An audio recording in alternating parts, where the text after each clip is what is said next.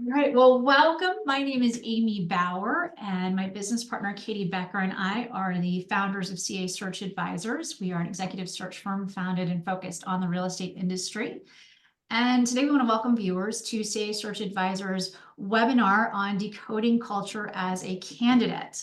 As coaches and recruiters, we often hear stories about coaching clients and candidates that started a new job and quickly realized that the culture wasn't exactly what they expected. So joining us today, we have two seasoned coaches here to help us discuss this topic about how candidates can go about assessing a company culture before they join it, or at least do a better job of assessing a company's culture, an organization's culture before joining. And John Narol, of course, is a certified professional coach helping mid-career executives who feel stuck, undervalued, and underutilized show up and find a job that they love, or learn to love the job that they have, or learn to love the job that they have while they're looking for a job that they love as well. His 25-year career includes education as well as corporate consulting. He is the host of the Mid-Career GPS podcast, and he is based in Virginia. Thank you for joining us, John. And Angela Timberlake is a seasoned talent executive with diverse experience across multiple sectors.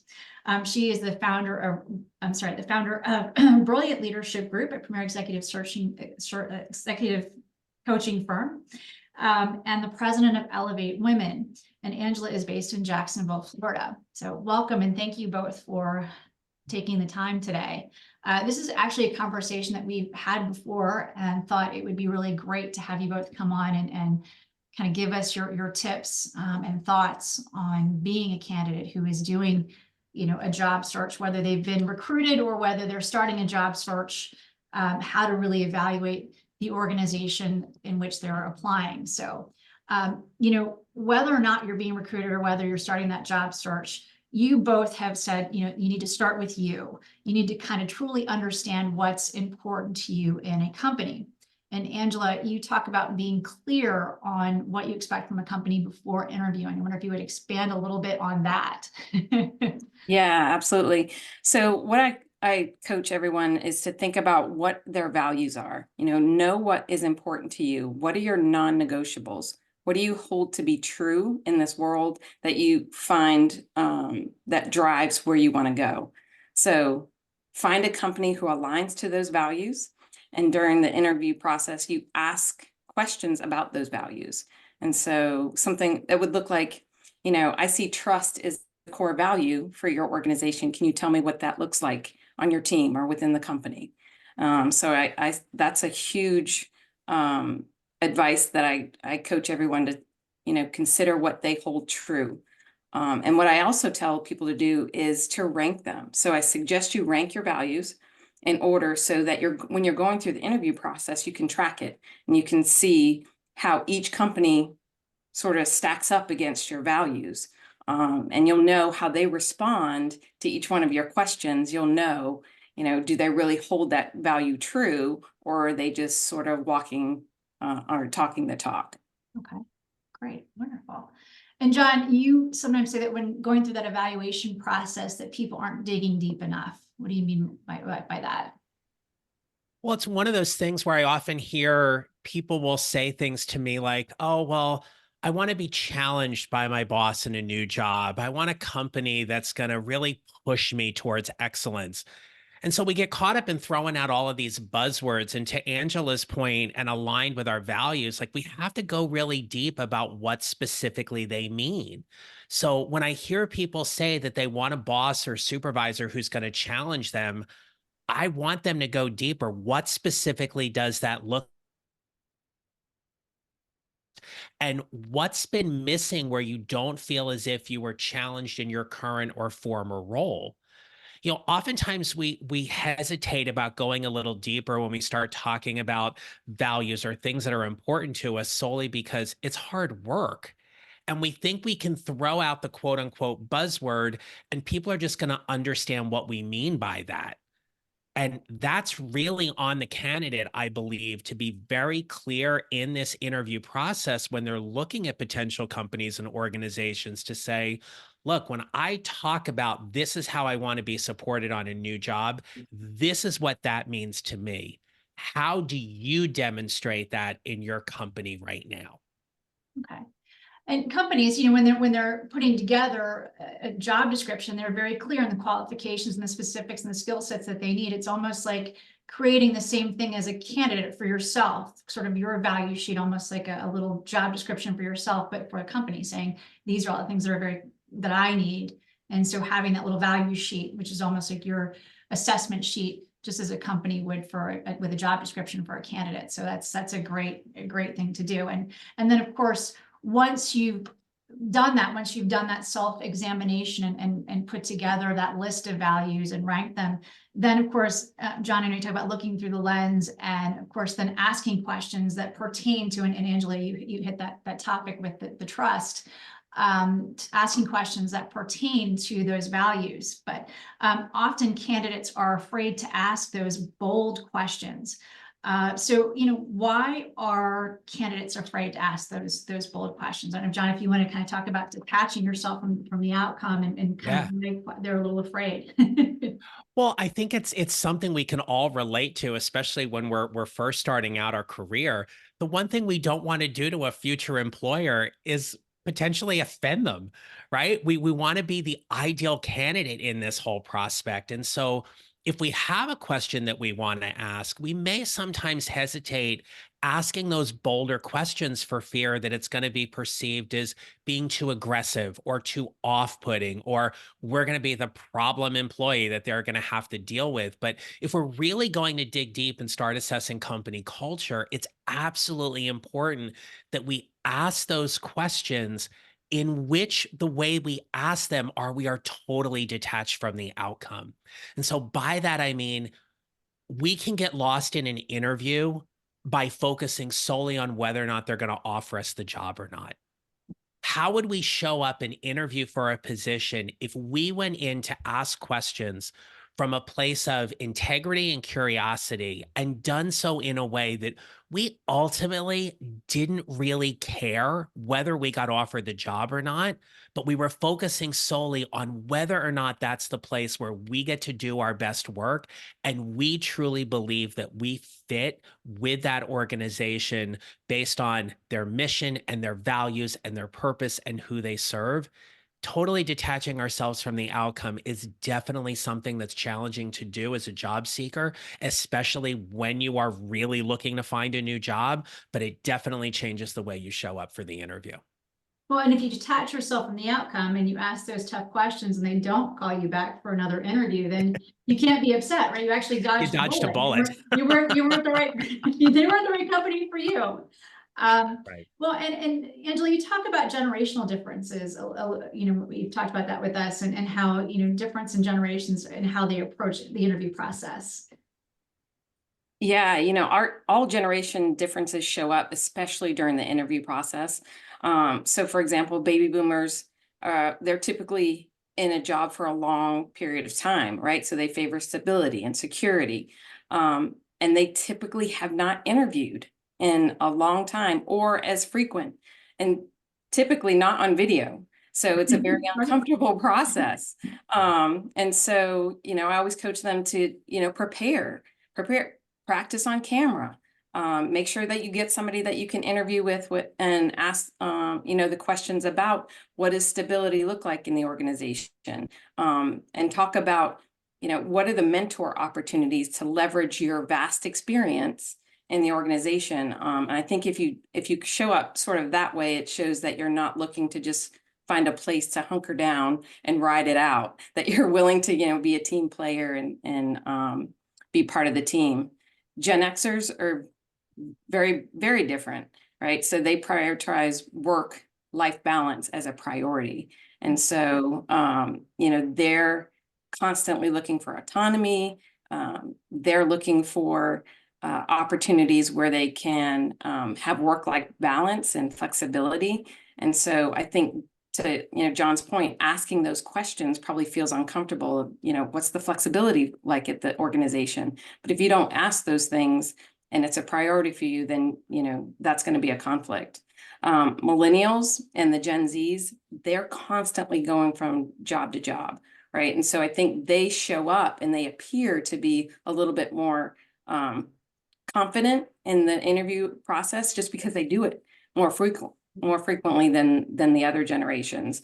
But I say for those generations, they need to come with those questions. The more questions they come with about what does an organization look like, what are career development opportunities for me, then they become they look more prepared again for the opportunities. So I think they all show up, and I think it's not to generalize and put people in a bucket, but that's tends to be our how we show up based on our experiences. Well, and as you said, as an executive coach, it's going to change how you may coach somebody and how you may work with somebody to prepare for that interview, which is great for people to kind of understand what their dynamic might be. And I think that segues well into that power dynamic of the interview. I don't think people realize a lot of times when they're candidate, how much power they do have as that candidate. It's a mutual process. I don't know if you, which one of you would like to go first, but talking kind of about that interview power dynamic. And kind of what you see as that power dynamic for the interview and interviewer and the candidate, for the company and the candidate. I'll start. What I often offer my clients is that think of the interview as a 49 to 51% dynamic. We're going to give the 51% to the organization because they have the power to hire you or not. But if you aren't coming into that interview expecting it to be a conversation of essentially two equal parties to assess fit and function and value, then you're showing up actually at a deficit going into that interview. I remember some of the best interviews I've ever had is when the people who were interviewing me would turn to each other and go, I feel like I'm the one being interviewed. I'm like, yeah, you are. Yeah. Because I have to know if this is a really good fit for me or not. And so you can do it in a way that is not aggressive or overly demonstrative, but it's about coming to the table, being prepared to have a conversation, asking those bold and curious questions, and especially when you can detach yourself from the outcome, recognizing that I'm here to see if this is a really great fit, and we're going to play a game of get to know each other. And if at the end of this conversation, we think it's worth us having another conversation, we can do that. If we think it's best if we part ways, or one of us thinks it's best if we part ways, we can do that. And if we feel like it's an excellent and outstanding fit, and you're going to make me an offer, then it becomes a 50-50 dynamic. And now we get to negotiate and fine tune the details so we can both benefit from this arrangement. That's great. Yeah, and I love everything that he said. I completely agree. So I don't have too much more to add, but I coach everyone that to use this process as a tool. It's a tool for you to make an informed decision about the role and about the company, if it's a good fit for you.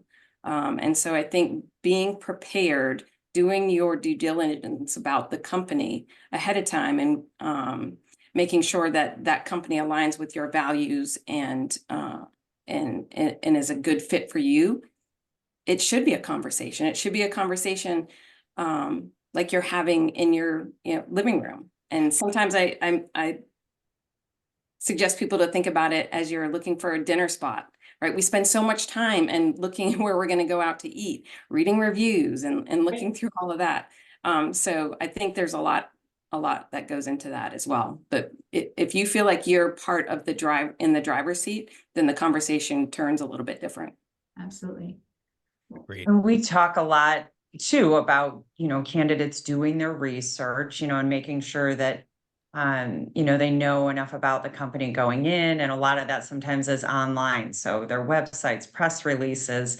And John, you have talked about, making sure that their values match up with your own, but then also making them prove it, which is, a sort of pinnacle point. So can you explain that a little bit? Sure.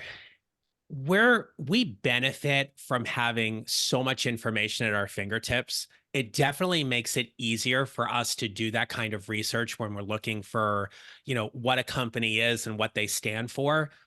But that being said, there's also a lot of places we can look. If we start digging into their social media, LinkedIn, if they're on X or if they're on Instagram, what their website also says. But the other thing I want to offer today is that when we go to interview, the person we're interviewing is essentially a brand ambassador for that company. And so when I say like to make them prove it, it's about getting examples of what you've dug through in your research to see about the company and see how it connects with what they're willing to share. Companies build these vision and mission statements, and they're all important and necessary, but are they demonstrating that every single day? And is that vision and mission something that's tangible to the hiring manager, the HR rep, the interviewer that you're speaking with, that they can explain exactly what they mean? Because if what they're sharing with you doesn't align with what you're seeing in your research, there may be a disconnect there. And that can open up some other questions. And there are some websites out there. I'm not going to name them, but we all kind of know who they are. But they're kind of like the Yelp for organizations.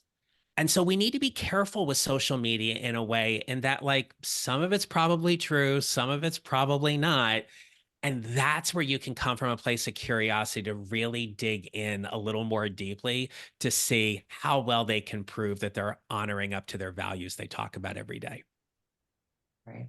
Yeah, having that honest answer that does align is, very telling, considering they're not expecting necessarily to be addressing culture in an interview. Yeah.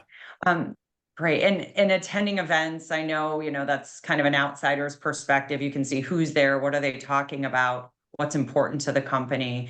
And Angela, you talked about, executive roles, often allow you more flexibility to ask for certain things. Can you explain that a little bit further? Yeah, executives have a little more access to insider information, right? They can ask to look for their compensation and benefits package. They can actually request to have an on-site tour. Can I come see one of the campuses? Can I attend a town hall? Can I talk to some of the executive team members? So they get, and you can even ask to talk to some of the members of the board if that's not already part of your process. They can ask for employee engagement scores, annual reports, so they can actually go, a little bit deeper and behind the covers if all of this stuff isn't public information. And I always encourage them. I encourage people to go out and see. We talked about events, but you can also dig through and see through social media who is part of their network, right? What employees work there that may be part of your network. Go talk to those people. Dig a little bit deeper, talk to those clients, talk to people from the outside and get a good sense of what is it like doing business with this company. So you can really, formulate a well-rounded opinion about the company.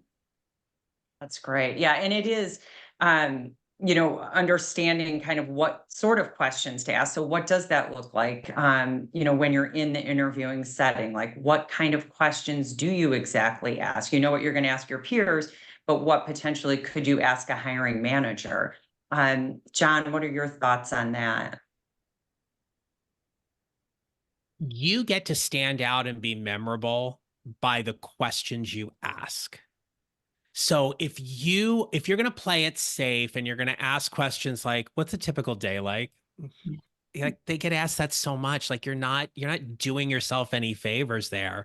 Or if you're going to ask a question that's really more geared towards an HR representative than the hiring manager you're speaking with, you're losing an opportunity to ask a really poignant and thoughtful question that's going to give you some great intel.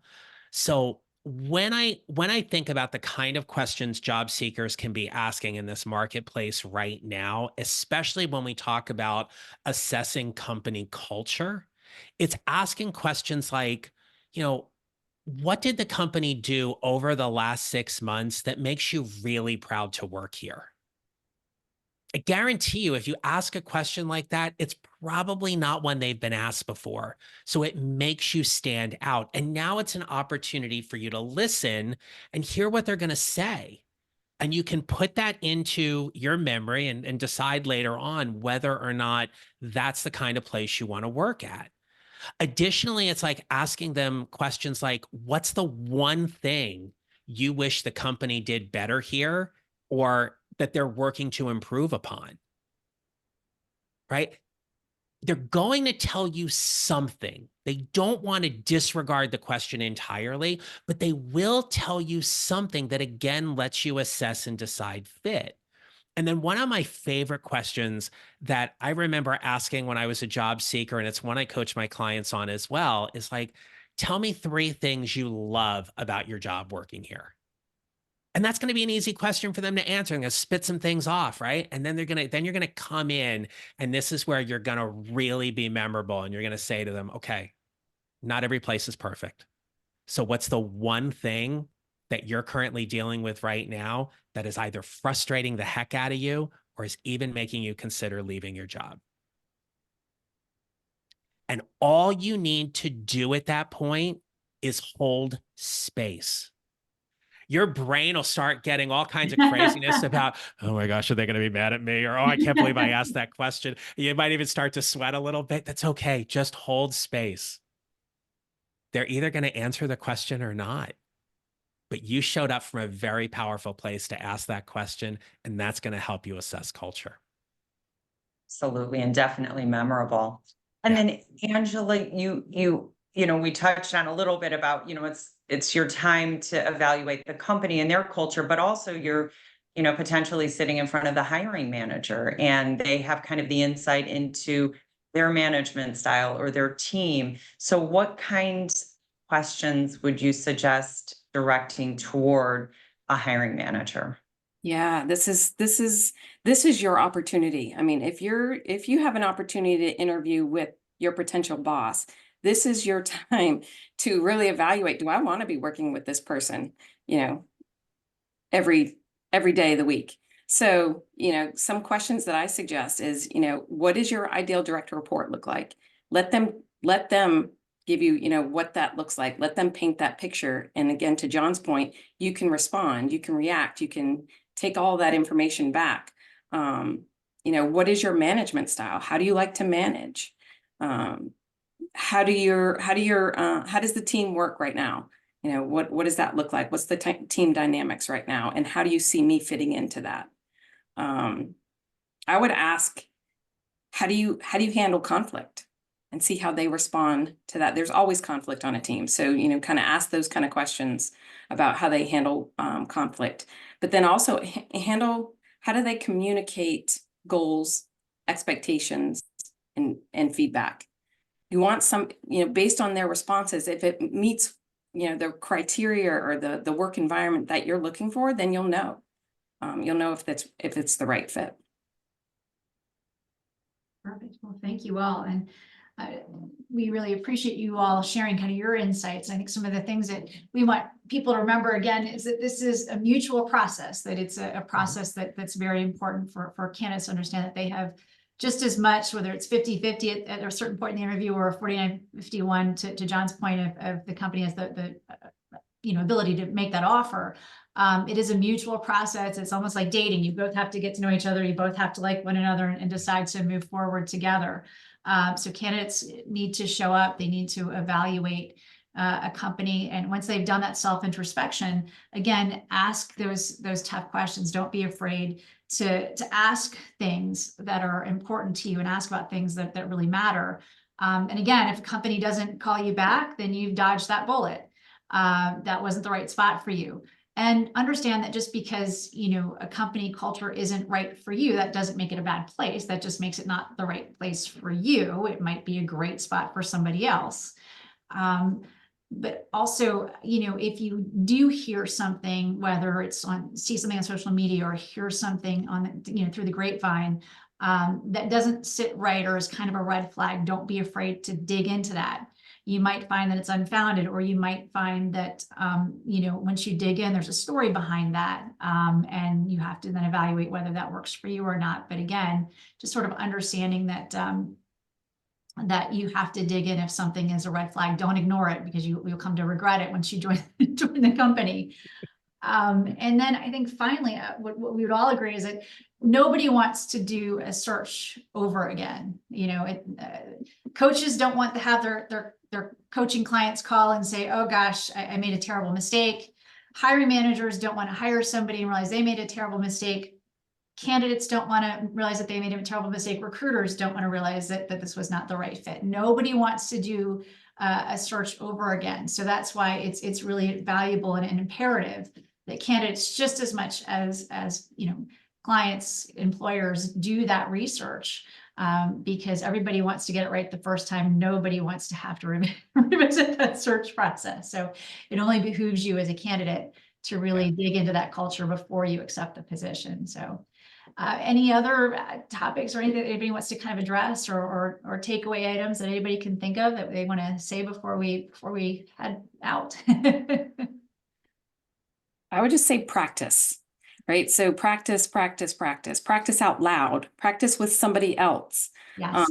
The interview process isn't fun for anybody, especially the first time if you haven't done it in a while. So I think, the nerves come into play. It feels uncomfortable. So just practice. Don't apply for your dream job for the first one. Go through the process, and not to waste anybody's time, but apply for ones that you think might be a good fit. But just make sure you prepare. I've been on a lot of search committees, and when we get together and we talk about it, the ones that stand out are the ones that ask the tough questions. Like, wow, they came prepared. Wow, they wanted to really know this. Wow, it wasn't just surface level. So, as I think it was John mentioned, you don't necessarily want to grill them, but if you come prepared, you'll definitely differentiate yourself from the other candidates. Yeah. Perfect.